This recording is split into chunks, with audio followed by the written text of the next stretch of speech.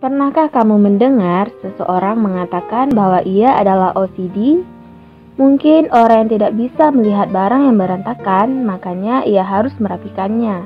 Atau orang yang tidak bisa melihat benda yang tidak simetris dan mereka menganggap bahwa itu ialah OCD. Banyak yang salah kaprah tentang apa itu OCD. Mereka menganggap bahwa OCD itu hal biasa yang bisa dibuat lelucon dan menganggapnya remeh. Lantas, apa itu sebenarnya OCD? Apa saja gejalanya, dan siapa saja yang bisa terserang OCD? Mari kita bahas di video ini.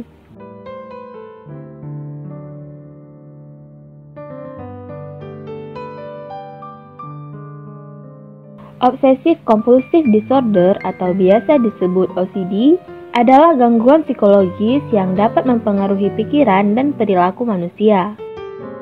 Kelainan ini mengganggu pikiran penderitanya dengan menghasilkan rasa gelisah, cemas, khawatir, takut, dan menuntut melakukan hal yang sama berulang kali. Perilaku ini akan terus dilakukan penderitanya hingga keinginan dari pikiran mereka terpenuhi. Tindakan kompulsi bisa jadi sebagai respon terhadap obsesi. Begitu obsesi muncul, seseorang yang mengalaminya mungkin merasa terdorong untuk mengambil tindakan tersebut, supaya bisa meredakan kecemasan dan kesusahan yang ditimbulkan, atau untuk menjaga agar pikiran obsesif itu tidak menjadi kenyataan. Tindakan tersebut bisa berulang sampai semuanya dianggap tampak benar. Jika merasa terus melakukan kesalahan, maka tindakan itu akan diulang lagi dari awal sampai sempurna. Penyebab dari OCD belum bisa diketahui secara pasti. Diduga karena adanya masalah pengiriman informasi pada bagian otak yang satu dengan yang lainnya. Atau mungkin juga bisa disebabkan oleh masalah stres yang berat, faktor turunan genetik dari keluarga, serta kecelakaan psikologis masa lalu juga bisa memicu seseorang mengalami OCD. Apa saja gejalanya? Umumnya, gejala yang ditemukan pada penderita OCD adalah sering merasa resah, takut, khawatir dengan hal-hal sekitar, dan sering berpikiran negatif. Penderita OCD pada umumnya sering merasa kurang atau bahkan tidak pernah merasa bersih ketika mencuci tangan, sehingga ia akan melakukannya berulang kali. Gejala ini menjelaskan saat seseorang selalu takut akan terkontaminasi bakteri, kuman, atau kotoran yang berpindah ke tubuh mereka. Penderita umumnya akan mencuci tangan atau bagian tubuhnya yang dirasa kotor secara berulang kali. Penderita OCD tidak segan untuk membersihkan rumah, tubuh, dan apapun yang mereka takuti kotor, demi memenuhi keinginan kompulsifnya agar terhindar dari kuman atau kotoran yang dihindari. Gejala seperti ini akan terus terjadi, karena adanya dorongan kuat dalam pikiran penderita. Jika kamu merasakan gejala ini, bisa jadi kamu menderita OCD. Gejala ini merupakan gejala umum yang paling sering dialami penderita OCD.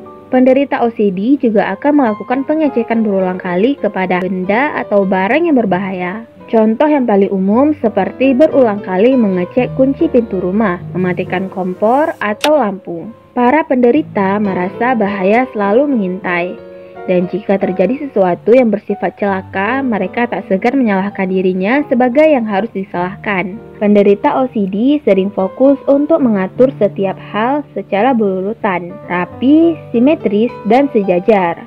Contohnya, kamu tidak akan suka jika barang yang telah kamu rapikan disentuh dan diubah posisinya oleh orang lain.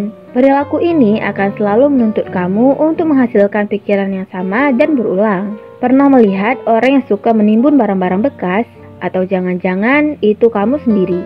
Menimbun barang bekas di sini berbeda dengan rumah untuk jual beli rongsokan. Hoarding atau penimbunan merupakan gejala di mana kamu suka atau berkeinginan untuk mengumpulkan barang-barang bekas yang kamu temukan dan berpikiran bahwa barang itu penting dan akan berguna bagi kamu ke depannya.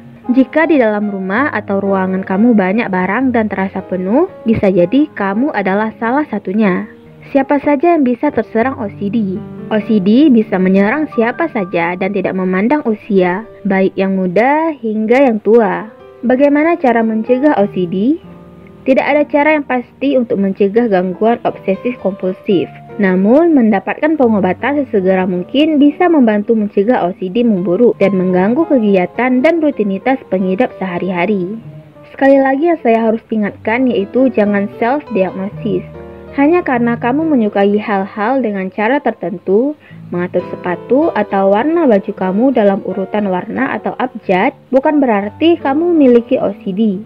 Namun, jika pikiran obsesif atau perilaku kompulsif terasa di luar kendali atau mengganggu kehidupan kamu, saatnya untuk mencari pengobatan.